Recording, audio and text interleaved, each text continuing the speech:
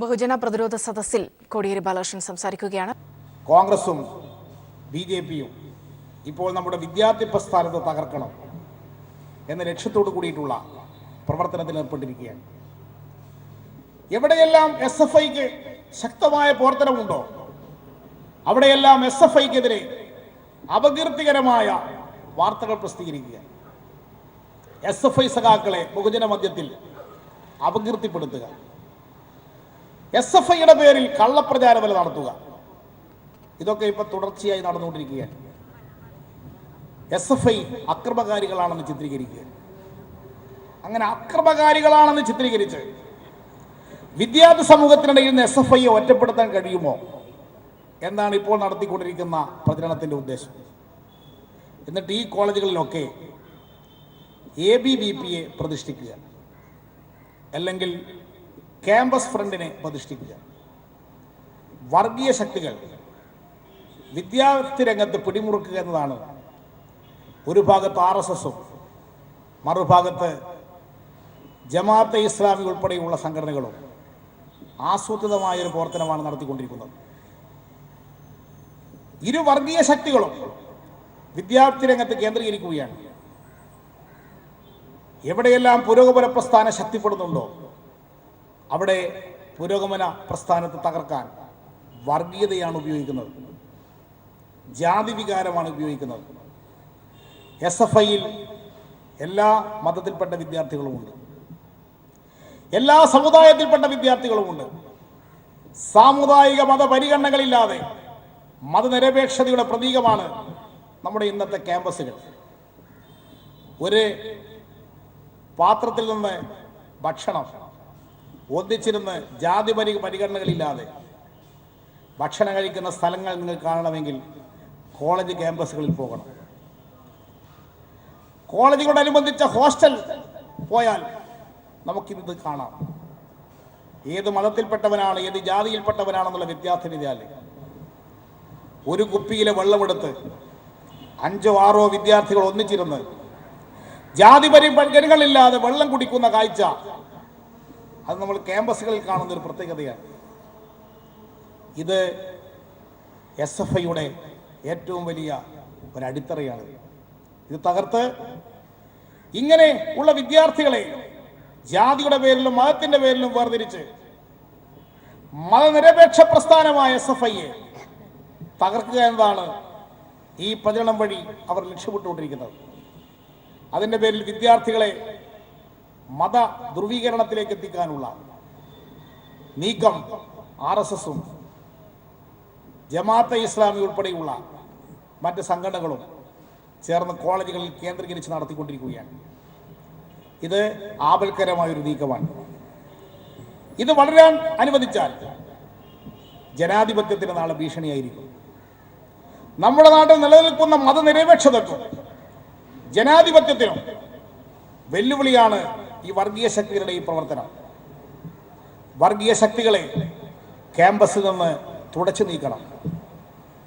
വർഗീയ ശക്തികൾക്ക് കേരളത്തിലെ ക്യാമ്പസുകളിൽ സ്ഥാനമില്ല എന്ന് പ്രഖ്യാപിക്കാൻ ഓരോ കോളേജിലെയും വിദ്യാർത്ഥികൾ മതനിരപേക്ഷ മനസ്സ് രൂപപ്പെടുത്തിയെടുക്കണം.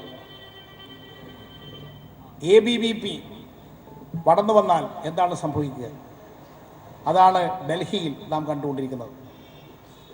കഴിഞ്ഞ ദിവസം ഡൽഹി സർവകലാശാലയിൽ വിദ്യാർത്ഥികളോട് സംവാദം സംഘടിപ്പിക്കാൻ വേണ്ടി ഒത്തുകൂടിയപ്പോൾ അവിടെ വന്ന അധ്യാപകന്മാരെയും വിദ്യാർത്ഥികളെയും എല്ലാം മൃഗീയമായി ആക്രമിച്ചു. കോളേജുകളിൽ സംവാദം പാടില്ല, ചർച്ചകൾ പാടില്ല.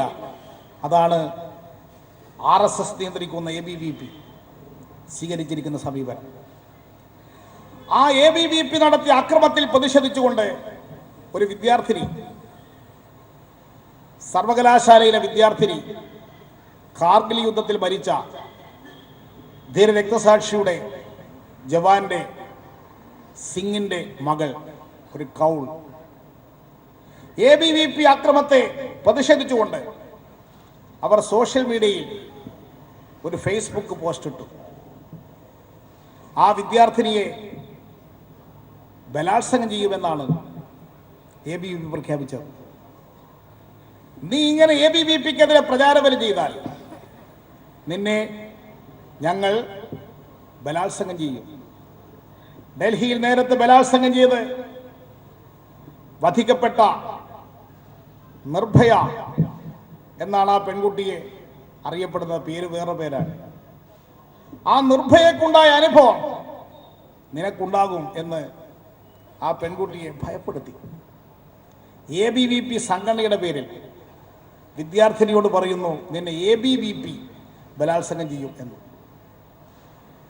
ഇതാണ് ABVPയുടെ മുഖം എന്ന് നിങ്ങൾ മനസ്സിലാക്കണം. ABVP സംഘടനക്കാർ പറയുന്നു പെൺകുട്ടിയോട് നിന്നെ ബലാത്സംഗം ചെയ്യുമെന്ന്. ഈ സംഘടനക്കകത്ത് പ്രവർത്തിക്കുന്ന പെൺകുട്ടികൾക്ക് എന്താണ് സുരക്ഷിതത്വം?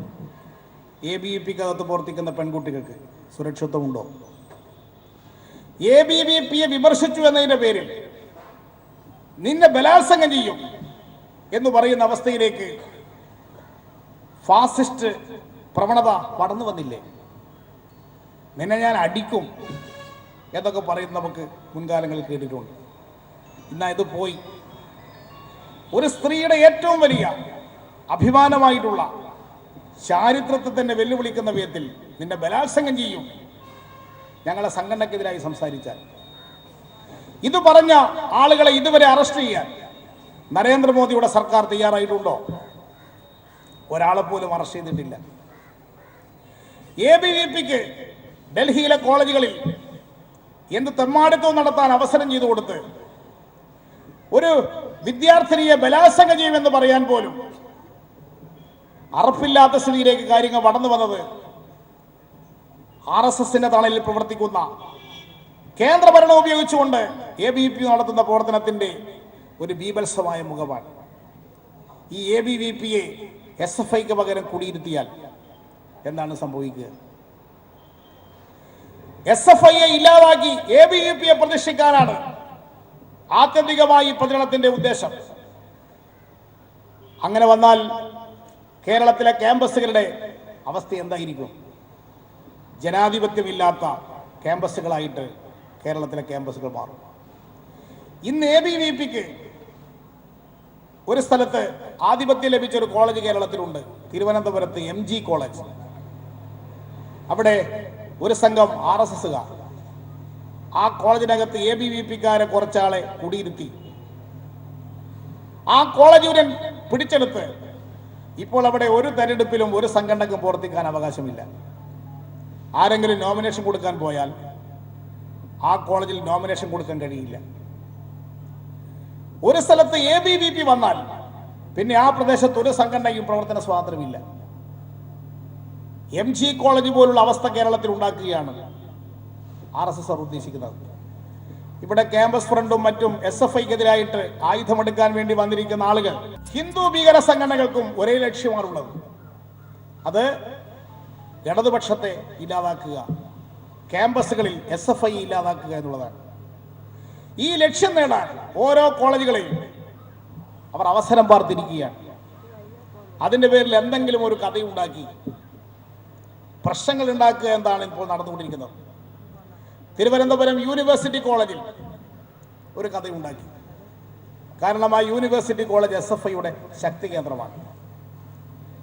ഏറ്റവും കൂടുതൽ വിദ്യാർത്ഥികൾ പഠിക്കുന്ന കോളേജാണ്.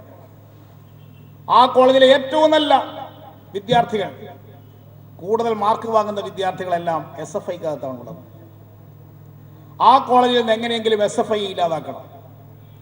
അതിന് പല കഥകളും ഉണ്ടാക്കി പ്രചരിപ്പിക്കുക, വസ്തുതകളുമായി ബന്ധമില്ലാത്ത കഥകൾ. അങ്ങനെ കേട്ടാൽ അതൊക്കെ ശരിയാണെന്ന് വിശ്വസിപ്പിക്കാൻ പറ്റുന്ന വിധത്തിൽ ഒരു കൂട്ടം മാധ്യമങ്ങൾ പ്രചാരബലം ചെയ്യുക. ഇതിന്റെ ഫലമായി SFIയെ തെറ്റായ രീതിയിൽ സമൂഹത്തിന് മുമ്പിൽ അവതരിപ്പിച്ചുകൊണ്ട് ഒറ്റപ്പെടുത്താൻ എത്ര കാലമായി ആ യൂണിവേഴ്സിറ്റി കോളേജിൽ ശ്രമിച്ചുകൊണ്ടിരിക്കുന്നു? ഒരു 10 കൊല്ലമായി തുടർച്ചയായി ശ്രമിക്കുകയാണ്. അവസാനം UDF സർക്കാർ മുമ്പ് തീരുമാനിച്ചു, AK ആന്റണി മുഖ്യമന്ത്രിയായിരുന്ന കാലത്ത് യൂണിവേഴ്സിറ്റി കോളേജ് അവിടുന്ന് മാറ്റാൻ, കാര്യവട്ടത്തെ കൊണ്ടുപോകാൻ തീരുമാനിച്ചു. യൂണിവേഴ്സിറ്റി കോളേജ് തിരുവനന്തപുരം നഗരമധ്യത്തിൽ നിന്ന് സെക്രട്ടേറിയറ്റ് പരിസരത്ത് നിന്ന് പ്രവർത്തിക്കുന്ന യൂണിവേഴ്സിറ്റി കോളേജിനെ അവിടെ നിന്ന് മാറ്റണമെന്ന് പോലും തീരുമാനിച്ചില്ലേ? പക്ഷെ അവിടുത്തെ വിദ്യാർത്ഥി പ്രസ്ഥാനം അത് ചെറുത്തു തോൽപ്പിച്ചു. അധ്യാപക സമൂഹം ആകെ അതിൻ്റെ കൂടെ നിന്നു. ബഹുമാനായ അന്തരിച്ച ONV കുറുപ്പ് ഉൾപ്പെടെയുള്ളവർ അതിനെതിരായി രംഗത്ത് വന്നു. ആ യൂണിവേഴ്സിറ്റി കോളേജിനെ ആകെ അവിടെ നിന്ന് മാറ്റണമെന്നുള്ള തീരുമാനം വരെ എത്തിയത് ഈ പശ്ചാത്തലത്തിലല്ലേ? SFI ഇല്ലാതാക്കാൻ ആ നഗരമധ്യത്തിലുള്ള ആ കോളേജ് വേണ്ടത് വെക്കണമെന്ന് ഇവരെ തീരുമാനിച്ചില്ലേ? ഇപ്പോൾ മഹാരാജാസ് കോളേജിനെതിരായി പല കഥകളും ഉണ്ടാക്കി. അവിടെ നഗരമധ്യത്തിലുള്ള ആ കോളേജ് അവിടെ നിന്ന് നിൽക്കുന്നതാണ് അപകടമെന്ന് കരുതി അവിടെ പ്രചാരവലി ആരംഭിച്ചിരിക്കുകയാണ്. നാഷണൽ ഹൈവേ പരിസരത്ത് നിൽക്കുന്ന കോളേജുകളെല്ലാം അപകടമാണ്. ഉടനെ തന്നെ വിദ്യാർത്ഥികൾ തെരുവിലിറങ്ങുന്നു. അതുകൊണ്ട് ദേശീയപാതക്കടുത്തൊന്നും ഇനി കോളേജുകൾ പാടില്ല എന്നുള്ള പുതിയ ചിന്തകൾ വളർത്തിയെടുക്കുകയാണ്. ഇന്നിപ്പോൾ SFIക്കെതിരായിട്ടാണ് മടപ്പള്ളി കോളേജിൽ ഈ പ്രചാരവേലയെങ്കിൽ നാളെ ഇത് കോളേജിനെതിരായിട്ടുള്ള പ്രചാരവേലയായിട്ട് മാറും. ഈ കോളേജ് തന്നെ ഇവിടെ വേണ്ട, SFIക്ക് ശക്തിയുള്ള കോളേജ് ആയതുകൊണ്ട് ഇവിടെ കോളേജേ വേണ്ട എന്നുള്ള അവസ്ഥയിലേക്ക് നാളെ ഇത് വളർന്നു വരും. അതുകൊണ്ടാണ് ഈ കോളേജിന്റെ സംരക്ഷണത്തിന്റെ ഭാഗമാണ് ഇവിടെ ഇത്തരത്തിലുള്ള ജനകീയ സദസ്സ് സംഘടിപ്പിക്കേണ്ടി വന്നത്. ഈ പ്രചാരവേല നാളെ ഇവിടെ കോളേജിനെ തന്നെ ഇല്ലാതാക്കും. കേരളത്തിൽ സ്വാശ്രയ വിദ്യാഭ്യാസ സ്ഥാപനങ്ങൾ വളർത്തിയെടുത്തത് ഈ പ്രചാരവേലയുടെ അനന്തരഫലമായിരുന്നു. മടപ്പള്ളി കോളേജിൽ പോയാൽ സമരം, ബ്രണ്ണൻ കോളേജിൽ പോയാൽ സമരം, അവിടെ മീഞ്ചന്ത ആർട്സ് കോളേജിൽ പോയാൽ സമരം. അതുകൊണ്ട് സമരമില്ലാത്ത കോളേജ് വേണം.